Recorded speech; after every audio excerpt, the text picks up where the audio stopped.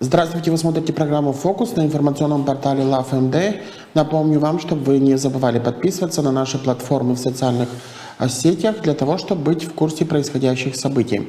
На прошлой неделе в Камрате прошло очередное заседание Народного собрания автономии, на котором было принято ряд важных решений с точки зрения финансовых вопросов и политических. Депутаты утвердили изменения в проект бюджет на 2023 год, рассмотрели в первом чтении проект бюджета на 2024 год и также приняли решение о том, чтобы приостановить деятельность гагаузских депутатов совместной парламентской рабочей группы. О том, какие могут быть последствия таких решений, сегодня мы поговорим с вице-председателем Народного собрания автономии Александром Тарнавским. Здравствуйте, Александр Григорьевич. Конец года, и давайте начнем с бюджетных вопросов, потому что, может быть, дискуссия будет чуть больше по последствиях решения по приостановлению работы в рабочей группе, потому что там могут быть и политические последствия, и, скорее всего, они наступят в силу тех обстоятельств, в которых оказалась Гагаузия. Что касается проекта изменений в бюджет на 2023 год, одной из них касалось о том, чтобы выплачивать компенсации в холодный зимний период определенным категориям жителей автономии. В прошлый раз, это февраль, март, начало этого года, это пособие составляло 700 леев. Сейчас исполнительный комитет предложил, и депутаты проголосовали за ноябрь, эта сумма будет 200 леев и 500 леев. И здесь у меня вопрос, почему исполнительная власть не смогла изыскать, например, дабы сохранить хотя бы на том уровне, как это было в начале года. То есть, если могли изыскать при таких условиях 1 месяц, почему не было предложено, или почему не перенаправили туда спонсорские деньги, которые, в общем-то, анонсировали, что они поступали в автономию? Спасибо за приглашение. Значит, возвращаясь к вашему вопросу, изменение бюджета 2023 года. Вначале я скажу, почему лично я поддержал это решение, потому что там было почти 60 миллионов леев выделения из государственного бюджета Республики Молдова. И это были целевые средства для исключительной выплаты работникам образования в размере 5,3 тысяч леев, то есть педагогическому персоналу 5 тысяч, непедагогическому 3 тысячи. И это деньги были только на текущий бюджетный год, то есть при неподдержании этих изменений был риск, что эти деньги целевые из государственного бюджета просто не попадут в бюджет автономии, и все наши работники сферы образования, прежде всего работники учреждений раннего образования или дошкольных учреждений, рискнули бы остаться без этой выплаты. Что касается выплаты в зимний период, мы с вами в передаче это обсуждали и говорили о том, что в бюджете на 2023 год, когда он был утвержден, были заложены средства только на выплату январь, февраль, март. То есть ноябрь и декабрь выпали из календаря, и я поэтому в том числе тогда не голосовал за бюджет 2023 года. Исполнительный комитет сейчас вышел с инициативой, чтобы выплаты осуществить и в ноябре, и в декабре, и предложил финансовое наполнение этого, но с тем нюансом, который вы озвучили. То есть если раньше было 700 лей в месяц для тех людей, которые не получают пособие в холодный период с республиканского бюджета, то этой категории было 700 лей, а те, кто получает 700 лей из государственного бюджета, им выплата была в размере 200 леев. То есть была дифференциация, да, 700 и 200 лей. Сейчас исполнительный комитет предложил, чтобы в ноябре всем по 200 лей, обоим категориям, а в декабре всем по 500 лей. И предложил исполнительный комитет на эти цели 14 миллионов леев на 2 месяца. Если выплаты осуществлялись в прежнем режиме, то необходимо было на 6 миллионов больше или 20 миллионов леев.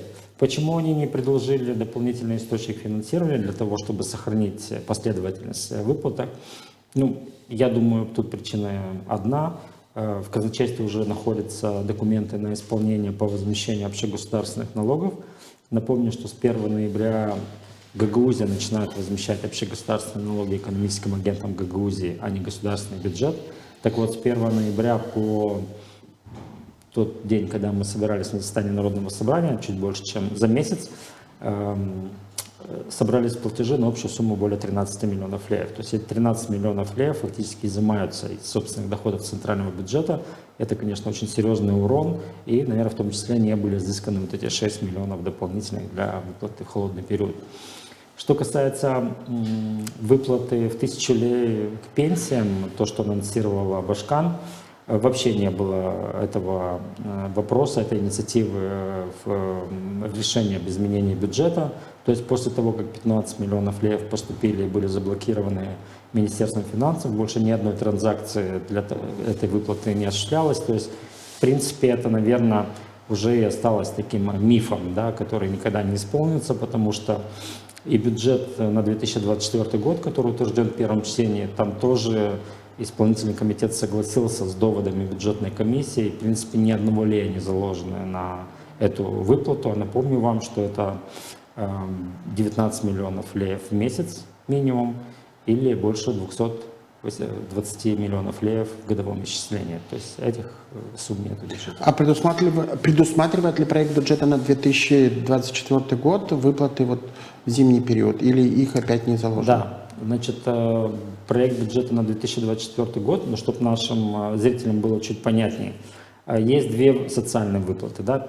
Одна выплата, которая осуществлялась много лет из бюджета автономии в поддержку в отопительный период, то есть это ноябрь, декабрь, январь, февраль, март. И эта выплата осуществлялась уже несколько лет за счет собственных доходов центрального бюджета Гагаузии. Когда пришла новая власть, новый Башкан, она еще анонсировала, что будет выплата в размере 1000 леев для пенсионеров, у которых пенсия меньше 3000 леев в месяц. Так вот, что касается анонса от Башкана по выплате в виде надбавки для пенсии, то этого показателя в бюджете на 2024 год нет.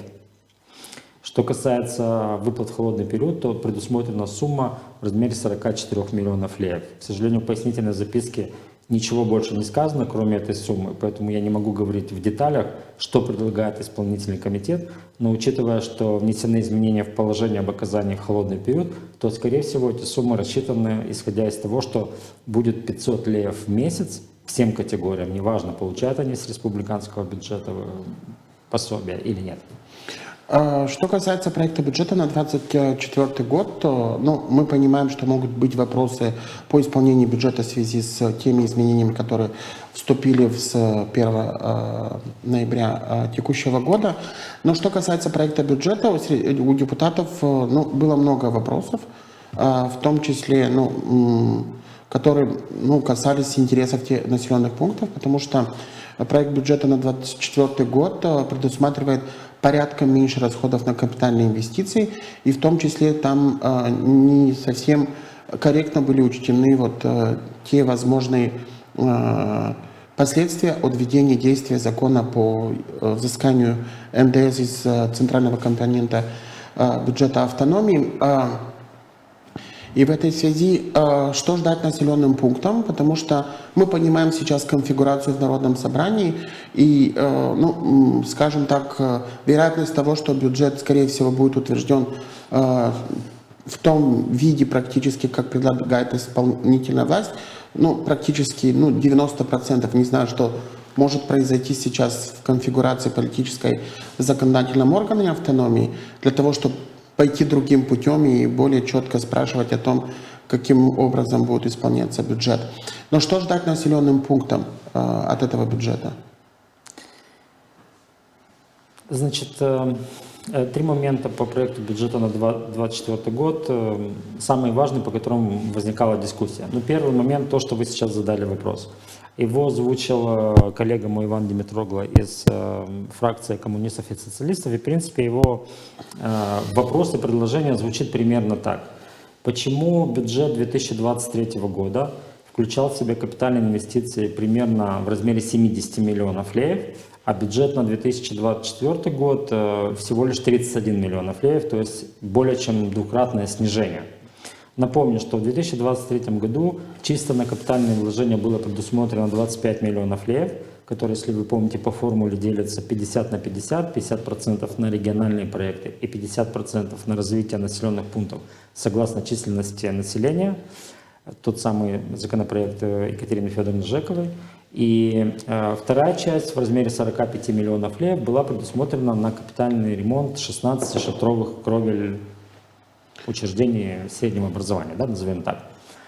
На самом деле коллега не учел еще одну сумму. Дело в том, что мы при распределении остатков еще более 10 миллионов направили на капитальные вложения. То есть в совокупности капитальные инвестиции в 2023 году в бюджете составляли более 80 миллионов лев. И коллега Иван Димитроглов спросил исполнительный комитет, почему, несмотря на то, что бюджет 2024 года даже чуть-чуть больше по своим параметрам, чем бюджет 2023 года, в то же время капитальные инвестиции снизились с 70, а на самом деле с 80 миллионов лев до 31 миллиона лев.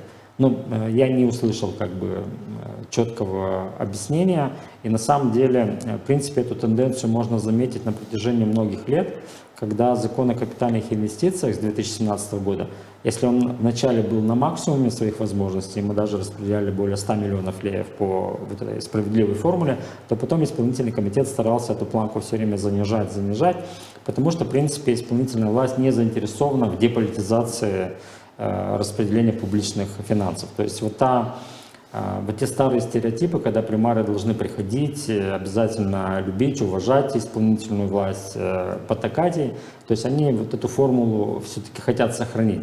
Мы тогда предлагали этим законопроектом все-таки уйти от этого, да, атовизма прошлого, чтобы деньги распределялись вне зависимости от того, примары поддерживают власть Гагаузии или не поддерживают, потому что населенные пункты не должны страдать.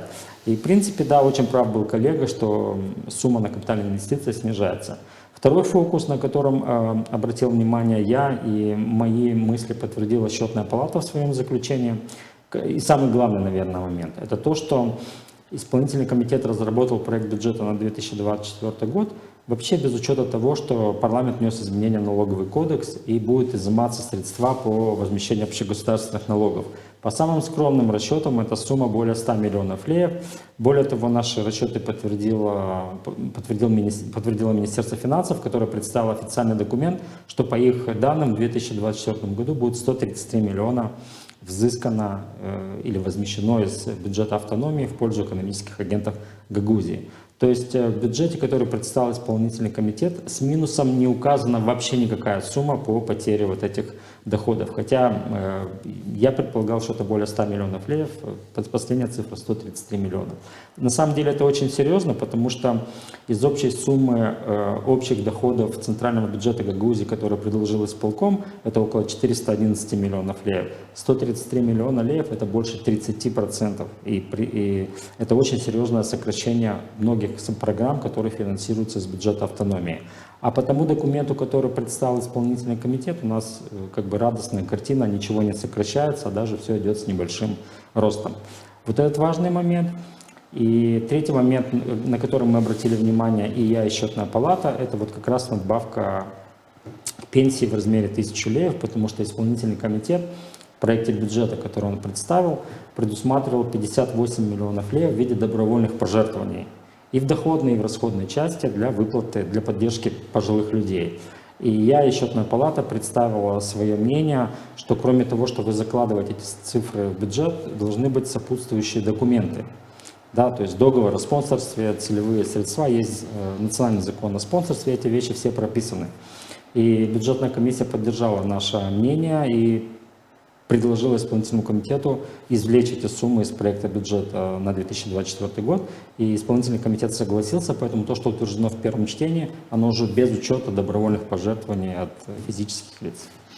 Александр Николаевич, что касается исполнения бюджета на 2023 год и вот о ремонте крыш учебных заведений, был ли исполнен этот пункт бюджета на 2023 год? Но, во всяком случае, в прессе мы не видели, что там в школах там открывали или строили новые прессы. Ну, как это принято, как бы исполнительная власть всегда пользуется такими моментами в целях там, ну, продвижения каких-либо действий. Вы знаете, 45 миллионов, я округляю, было утверждено на ремонт 16 кровель до университетских учреждений. И судя по тому, что исполнительный комитет предложил в бюджет 2024 года 16 миллионов леев, которые они прогнозируют, что останутся при исполнении бюджета 2023 года, и эти средства направят на ремонт кровель, видимо, минимум на 16 миллионов леев выполнены будут, да, или работы, или недофинансированы работы по ремонту кровель. Что меня смущает по этой ситуации, очень мало информации официальной, действительно, какие кровли завершены, какие находятся в стадии реализации, где еще ремонт не начался. Но я визуально в Камрате вижу некоторые кровли, разгар зимы, они еще бетонными работами заняты. То есть очень большой риск протечки этих кровель. Я не знаю, почему так процесс реализации затянулся. И кроме этого, есть информация, что по многим конкурсам, по многим государственным закупкам очень резко на 30-40% снижалась Стоимость работ, да? Да. Если мы говорим о проекте бюджета на 2024 год и о тех моментах, которые вы указали, в том числе не учитывалась сумма возможного взыскания за НДС, вот по данным Министерства финансов, это 133 миллиона, то это, конечно же, сегодня говорит о том, что бюджет Гагаузии, который депутаты отправили на доработку исполнительной власти, он будет подвержен какому-то сокращению, потому что должны будут откуда-то эти расходы быть вычтены из проекта бюджета. Есть ли какие-либо предпосылки или обсуждения с исполнительной властью, какие будут предложены программы к секвестру по финансированию? Вы верно заметили, потому что сокращение собственных доходов более чем на 30%, оно автоматически вызывает необходимость балансировки, да, то есть, соответственно, и сокращение расходов. Учитывая, что это очень значительная сумма, могут быть подвергнуты ревизии очень многие социально-экономические программы. И исполнительный комитет, в принципе, об этом и говорит депутатам, что давайте вместе разработаем, какие расходы необходимо будет сократить, если это необходимо. Единственное, я им сказал, что в соответствии с законом разрабатывает проект бюджета исполнительная власть, и обладая таким человеческим потенциалом, вы должны, как профессионалы, предложить нам, какие более-менее расходы можно безболезненно сократить. И уже тогда роль депутатов заключается в политической поддержке или неподдержке этих предложений, дополнения какие-то, может быть, от депутатского корпуса. Но не может исполнительная и законодательная власть совместно разрабатывать проект бюджета. Тогда, в принципе, стирается вот эта грань, которая разделяет ветви власти. И хочу сказать, что многие коллеги поддержали проект бюджета вот в таком виде, да, не сокращенном. И с одной стороны, для депутатского корпуса это даже где-то удобно, да, потому что не надо принимать сложное для себя решение о сокращении той или иной программы. Это в любом случае вызовет недовольство социальное, да, среди избирателей, среди конечных бенефициаров этих программ. И поэтому в конечном итоге вы правильно заметили, что, скорее всего, бюджет будет утвержден в том варианте, который выгоден для исполнительной власти, который не нужно щепетильно подходить к расходованию бюджетных средств, сокращать программы, к которым много лет уже привыкли люди. Но это один вариант, да, то есть вот такая как бы фантомная ситуация. И второй вариант, то, что я озвучил на заседании Народного собрания, это более ответственный подход к бюджету, потому что мы должны нести ответственность за то, что мы утверждаем. И несмотря на то, что исполнительная власть исполняет бюджет и, в принципе, несет за это ответственность, тем не менее политическую поддержку этому проекту бюджета дают депутаты, да, и поэтому мы должны быть открыты перед людьми и честно говорить о тех проблемах, которые могут возникнуть. У исполнительной власти есть еще один аргумент, что вопрос о конституционности внесенных изменений в налоговый кодекс находится на рассмотрении Конституционного суда. И, возможно, Конституционный суд признает эти поправки неконституционными, и тогда не надо будет сокращать бюджет. Я только за, что такое решение было Конституционного суда, но тем не менее, если мы ответственная власть, у нас должен быть вариант Б, да, антикризисные меры в случае, если Конституционный суд оставит эти законодательные изменения в силе. Я не экономист по образованию, поэтому, возможно, могу в следующем своем вопросе с экономической точки зрения быть не совсем корректным в высказываниях. Но мне кажется, что не совсем корректно, когда в бюджет Гагаузии включаются в общую часть те трансферты, которые приходят из республиканского бюджета, потому что по факту, ведь мы сегодня говорим, допустим, о чуть более 400 миллионов леев, которые входят вот в центральный компонент консолидированного бюджета Гагаузии. И когда речь идет о 133 миллионов, которые будут изъяты из тех, что Гагаузия могла тратить у себя, то это речь идет практически о 30% сокращении тех финансовых возможностей, которые были у автономии. И в этой связи, конечно, да, можно идти по пути делать бюджет, о чем вы и говорили на заседании Народного собрания, не совсем соответствующие реальным вещам, но как минимум выглядеть достойно перед избирателями, ну а потом уже, как говорится, увидим в течение года, как это все будет выглядеть, или переправлять, допустим, финансы из каких-то других статей, расходуя по приоритетам и играя на электоральных чувствах у жителей автономии. И вероятнее всего, что такой путь и будет использован сейчас. А что в реальности в финансовом плане может принести такой подход для автономии? Потому что давайте мы будем откровенны, что на протяжении последних 3-4 лет всегда примерно был такой принцип утверждения бюджета. И мы знаем с вами это, да? Потому что исполнительная власть и в лице предыдущего Башкана не всегда корректно давала прогноз, и в том числе реальную доходную и расходную часть бюджета. В итоге вот мы накапливали какой-то ворох проблем, которые сегодня, плюс этот закон с НДСом, чему может принести сейчас вот эта ситуация, если не подойти реально из сложившихся финансовых условий, в которых оказалась автономия? Корректное замечание. У нас действительно в Гагаузии вот все время оперируют этими миллиардными цифрами бюджета, и это вводит в определенное заблуждение как и Жители гражданское Львова, общество, так и депутатский корпус, потому что все не являются финансистами, для них сложно разобраться в этих хитросплетениях. Значит, давайте постараемся селективно разобрать вот эту цифру 1,5 миллиарда леев. На самом деле, 1,5 миллиарда леев — в этой сумме входят и бюджеты населенных пунктов Гагаузии, к которым Народное собрание, исполнительный комитет не имеют никакого отношения, потому что они утверждаются, исполняются местными властями первого уровня, то есть примариями и местными советами. В эту сумму входит больше 800 миллионов леев трансферты из государственного бюджета Республики Молдова. Они целевые, они идут на содержание детских садов, лицеев, гимназиев, на ряд социальных программ. И когда мы вот эти две суммы, бюджеты примарий, трансферты из государственного бюджета, storнируем из суммы 1,5 миллиарда леев, остаются ровно 411 миллионов леев, а чтобы еще легче понимали, 400 миллионов леев, которые являются центральным бюджетом Гагаузии и непосредственно администрируются исполнительным комитетом и утверждаются Народным собранием. Поэтому, когда у нас сокращают 133 миллиона леев, от 400 миллионов леев это очень значительно, это больше 30%.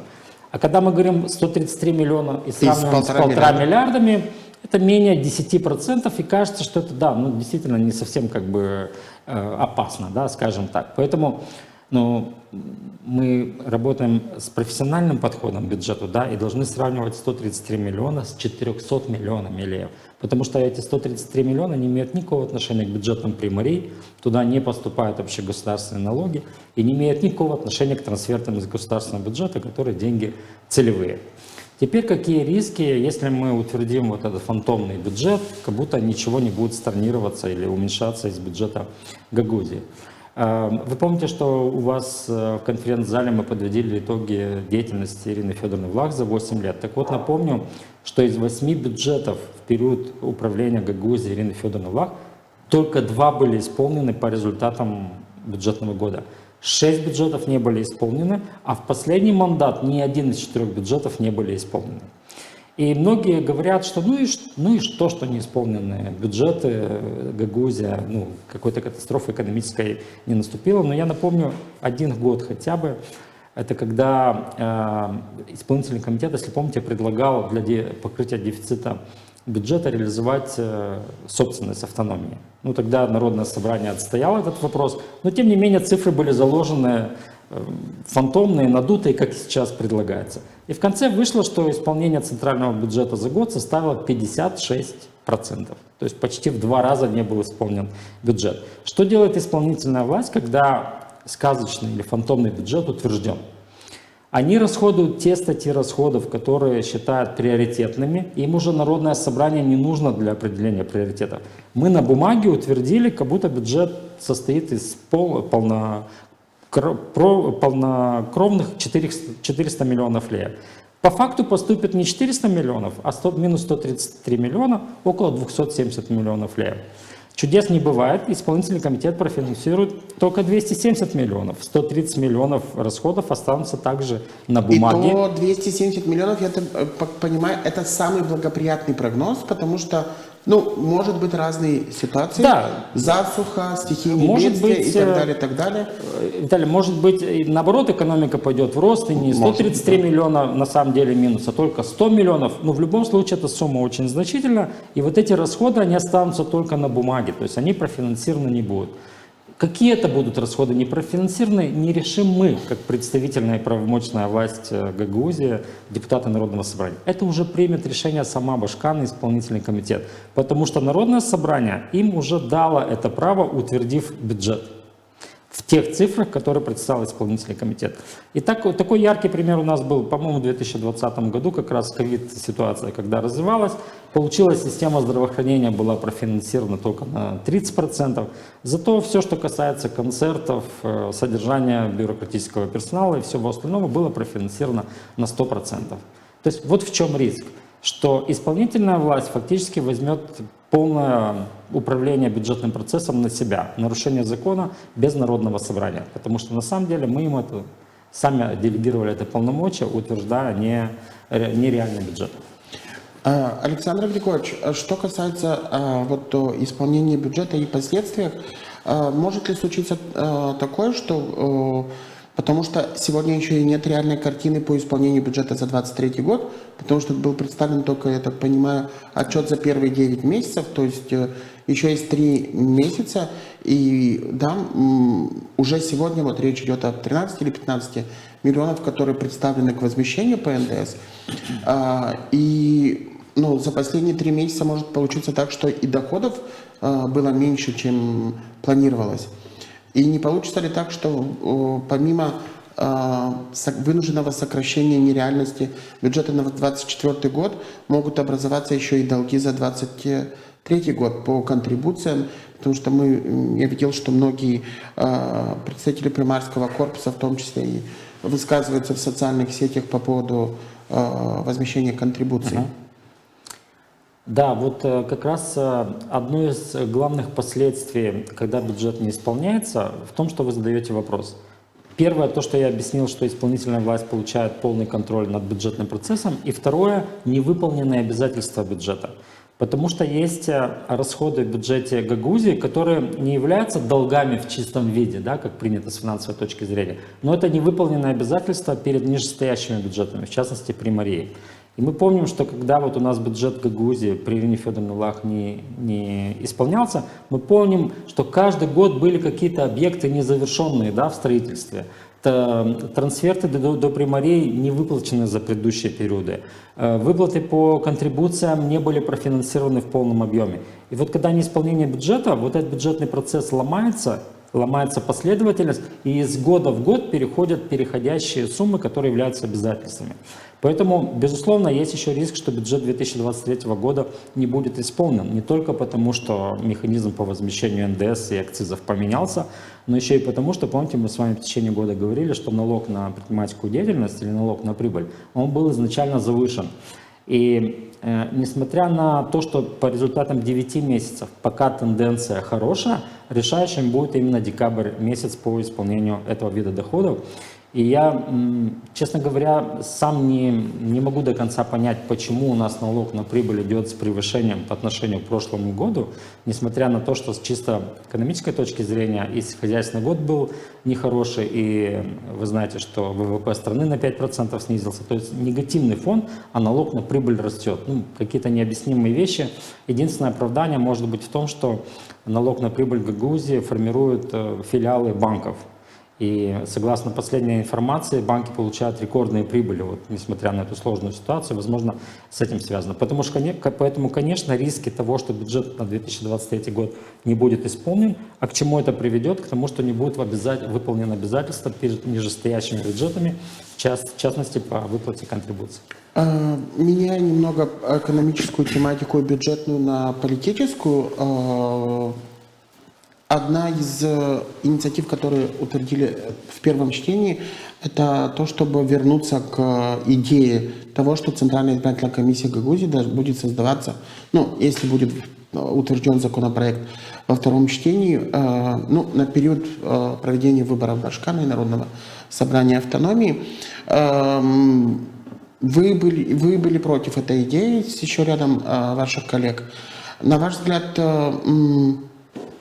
в условиях, когда депутаты, ряд ваших коллег все время говорят о том, что урезают полномочия, чем это может завершиться для Гагаузии? Потому что мы понимаем и знаем, что с 1 января вступили в том числе изменения в избирательный кодекс, которые были внесены парламентом страны, и где там в том или ином виде оговаривается избирательный орган Гагаузии. Возможно, что формулировка не нравилась депутатам, но, на мой взгляд, у них было достаточно времени у Народного собрания для того, чтобы, как минимум, вести какой-то переговорный процесс с момента принятия и до вступления в силу этих изменений. Чем может завершиться в случае, если во втором чтении эти поправки будут приняты? Действительно, была зарегистрирована законодательная инициатива, она принята в первом чтении, о внесении изменений в избирательный кодекс Гагаузии. И немножко приоткроем завесу. Этими изменениями хотят восстановить статус Центральной избирательной комиссии Гагаузии, который был до 2015 года. Этот статус был временный избирательный орган, то есть он создавался только на период избирательной кампании регионального уровня. Выборы Башкана, выборы депутатов Народного собрания. В 2015 году был принят новый избирательный кодекс, и, в принципе, основа тех депутатов, которые сейчас обсуждают эту проблему, была та же в 2015 году.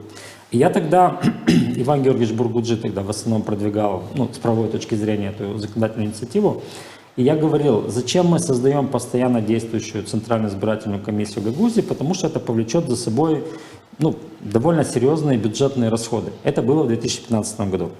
С того времени, в том числе благодаря интервенциям Совета Европы, они все время пытались имплементировать Центральную избирательную комиссию в общенациональную систему избирательных органов, что, по моему мнению, очень правильно.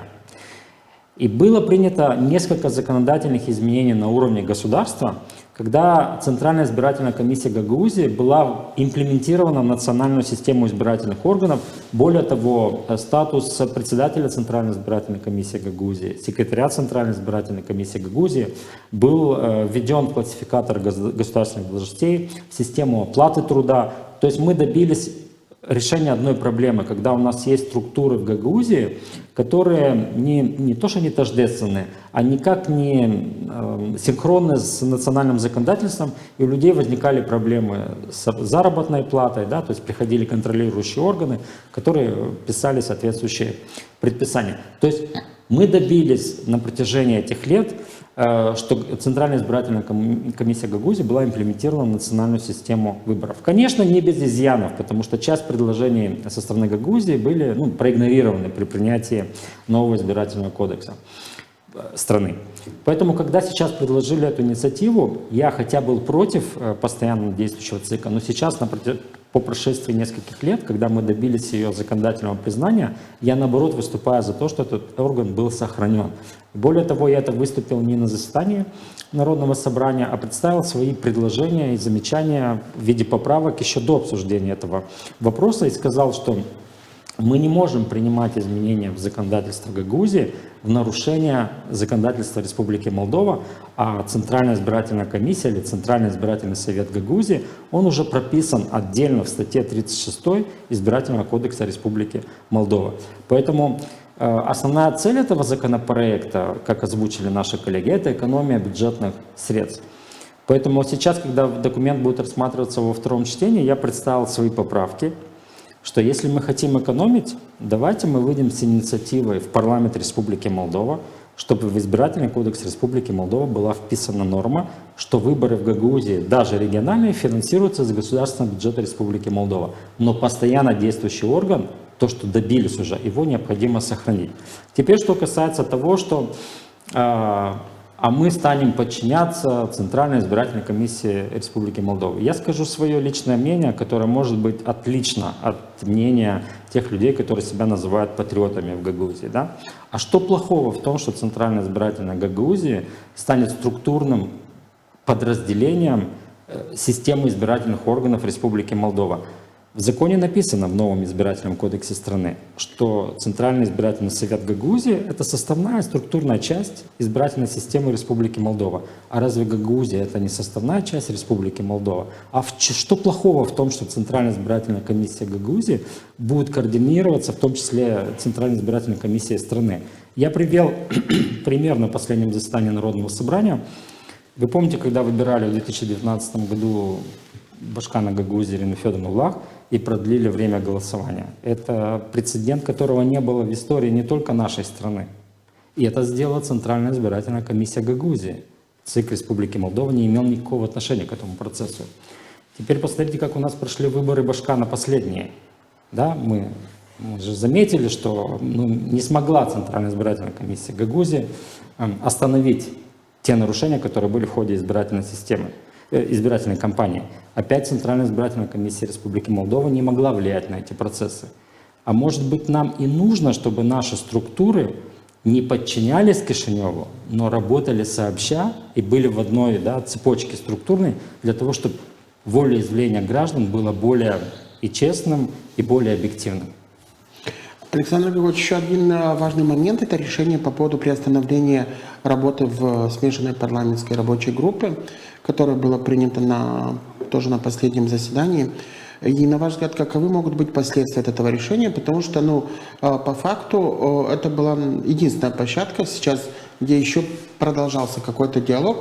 Там, возможно, что он не всегда был эффективен и приносил те результаты, которые ожидала Гагаузия, но как минимум это была платформа, где можно было обсуждать определенные политические вопросы, в том числе и касательно экономических вопросов, и в том числе и полномочий Гагаузии. Каковы могут быть последствия? Потому что там журналисты, наши коллеги брали интервью у сопредседателя с молдавской стороны, госпожи Волох. Такой осторожный был комментарий, но еще какой-то официальной позиции парламента по этому вопросу озвучено не было. Не знаю, будут ли какие-то политические декларации со стороны депутатов парламента в этой части, не знаю, увидим, наверное, какое-то ближайшее время. Но что это принесет для автономии, исходя из тех реальных обстоятельств, в которых мы находимся на данный момент? Мы с вами часто обсуждали, что Гагаузия находится в дипломатической и правовой изоляции, и, к сожалению, я рад был бы ошибаться, но эта ситуация усугубляется. И, в принципе, вот это решение о приостановлении деятельности рабочей группы со стороны депутатов Народного собрания, оно является продолжением вот этой изоляции, потому что я говорил об этом на заседании Народного собрания, что у нас из 4 институциональных площадок закрылась последняя для общения, потому что институт башканцев в правительстве не работает. Спикер, как представитель Народного собрания в парламенте, не работает, эта платформа, и члены исполнительного комитета в коллегиальных органах министерств тоже не работают. У нас была последняя 4-я площадка институциональная, это парламент, Народное собрание, и мы сами ее приостановили. Я читал вашу статью и согласен с теми выводами. Я единственное, что хотел добавить. В начале года, по-моему, весной, в мае месяце, первыми покинули рабочую группу не депутаты Народного собрания, а депутаты парламента. Это когда представитель партии ШОР Регина Апостолова покинула рабочую группу, потом ее, к примеру, последовал Василий Боля, депутат парламента. То есть отголоски этих событий сегодняшней Гагаузии, я думаю, это вот именно события того времени. И для Илона Шора очень важно, чтобы диалога между Камратом и Кишиневым не было, и он отсутствовал. И, то есть первыми покинули эту диалоговую площадку представители партии ШОР. И поэтому сейчас произошло это уже на уровне Гагаузии, когда мы приостановили деятельность в рабочей группе. На самом деле это будет продолжение вот этой изоляции правовой и дипломатической. Если у нас раньше была какая-то площадка для доказывания, для продвижения инициатив по Гагаузии, то, в принципе, сейчас процесс будет приостановлен. Поэтому я думаю, что это часть общей стратегии Илона Шора по ухудшению ситуации, по ухудшению диалога между Камратом и Кишиневым. Чем это закончится для автономии? Потому что, ну, помимо политической изоляции и заявлений первых лиц страны в части там, утверждения полномочий Гуцул как члена правительства, мы уже слышали и понимаем, что как бы, ну, вряд ли у нас будут какие-то другие декларации, как минимум в ближайшее время. Плюс решение Европейского совета о том, что Молдова начнет переговоры о вступлении в Европейский Союз, мы понимаем, что это вступление не состоится завтра, то есть это тоже есть определенные переговорные процессы, но в то же время мы понимаем и видим абсолютное противопоставление со стороны депутатов Народного собрания по отношению к центральным властям.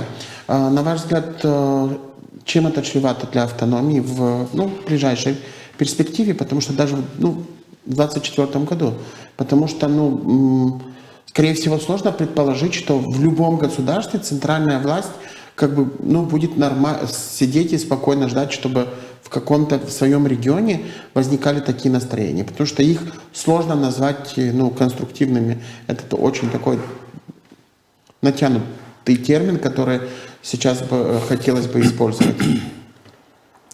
Значит, по рабочей группе, во-первых, очень высокие ожидания были в обществе гагаузском, что когда была создана эта платформа, то, в принципе, все проблемы в одночасье автономии разрешатся, да, и чуть ли не на следующий день начнут носить изменения в Конституцию по укреплению статуса Гагаузии.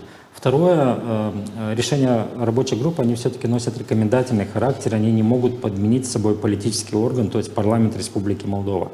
И даже когда мы находим и находили консенсус на уровне рабочей группы, не обязательно эти решения притворялись в жизнь на уровне парламента, а иногда наоборот, они даже диссонировали с тем, о чем мы договорились на рабочей группе. Но тем не менее, эта платформа ознаменовалась многими достижениями. И, например, совсем недавно, в декабре прошлого года, были внесены изменения в регламент парламента Республики Молдова о том, что создается механизм консультаций взаимных. Да? Когда парламент рассматривает инициативы в отношении Гагаузии, то Народному собранию этот документ, как проект закона, предоставляется для того, чтобы мы высказали свое заключение. То есть совсем недавно, менее года назад, достигнут важный результат, которого не было 30 лет. А мы сейчас говорим, что рабочая группа — это неэффективно, это безрезультатно. То есть тут какой-то парадокс есть в этом всем. И очень правильно коллеги задавали вопрос на заседании Народного собрания. Хорошо, рабочей группы нет, да? Тогда что остаются? Контакты руководства Гагаузии с дипломатическими миссиями, раз нет контактов с официальным Кишиневым. И руководство Народного собрания сказало, да, было несколько поездок в посольство США, в делегацию Европейского Союза. И спросили коллеги, есть какие-то результаты? Результатов нет. Так почему, если по рабочей группе результаты есть, пусть они сейчас немножко скромные, мы прекращаем этот диалог и не оставляем ничего иного? То есть где мы сейчас будем доказывать и необходимость продвижения полномочий Гагаузии? Да, может быть, это сложно, может, это иногда не сразу наступает результат, но у нас сейчас даже нет этой платформы, где мы можем это делать и продвигать. Где мы будем решать эти вопросы? Между вторым и третьим этажом, в Народном собрании и исполнительном комитете? Но это же утопия. На этой неделе будет очередная годовщина со дня 29, да, к слову, со дня принятия закона об особо правовом статусе Гагаузии. Вот если вот завершая наше сегодняшнее интервью, основные моменты, которые вам бы хотелось отметить, к чему пришла Гагаузия за эти 29 лет действия этого закона, потому что именно этот закон стал основой для создания гагаузской автономии. И, конечно, хотелось бы говорить более о перспективных моментах и позитивных, чем мы говорили с вами выше. Но вот что бы вы отметили как основные достижения и основные упущения со стороны Гагаузии при реализации этого закона?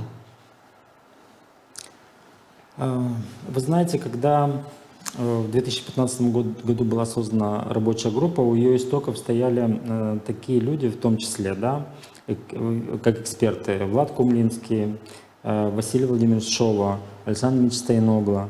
И, в принципе, тогда была поставлена очень высокая планка, и все вопросы были разделены на 3 корзины. Социально-экономическое развитие — это самые наименее сложные, да, разделение полномочий, 3 уже конституционное закрепление статуса Гагаузии. И я хочу сказать, что вот тот плод деятельности рабочей группы в виде внесения изменений в закон об особом правовом статусе Гагаузии, напомню, что была разработана инициатива, когда парламент Республики Молдова не мог в одностороннем порядке принимать изменения в закон о статусе Гагаузии без зеркального разрешения или решения Народного собрания Гагаузии. И эта инициатива была представлена в парламент и даже проголосована в первом чтении.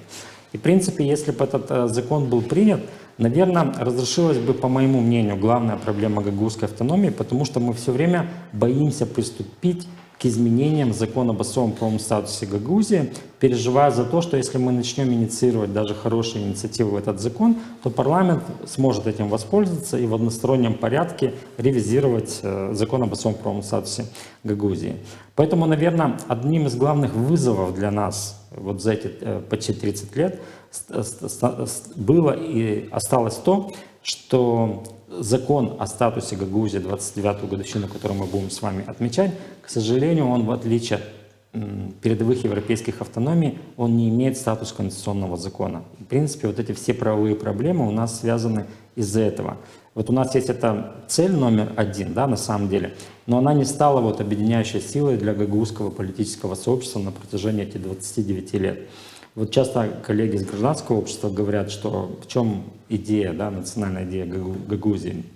Многие говорят о том, что это сохранение самобытности, языка, культуры, важнейший аспект. Да? Но вот, наверное, с политической, с правовой точки зрения, это все-таки конституционное закрепление статуса о Гагаузии. Конечно, в нынешнем контексте, в котором мы с вами находимся, это сложно об этом говорить, но в той же рабочей группе было принято интересное решение, обращение в адрес председателя парламента Народного собрания с просьбой создать комиссию на уровне парламента Республики Молдова с привлечением экспертов о разработке законодательной инициативы о внесении изменений в закон об особом правовом статусе Гагаузии. Примерно такая же комиссия была создана в 2002 году, когда были внесены изменения в Конституции, и появилась 109, 110, 111 статья, имеющая отношение в том числе и к Гагаузии. Поэтому это, наверное, вот нам на будущее как бы возможность, когда вот эта политическая ситуация изменится, что на уровне экспертов работать над тем, чтобы этот закон претерпел изменения и нашел свое конституционное закрепление.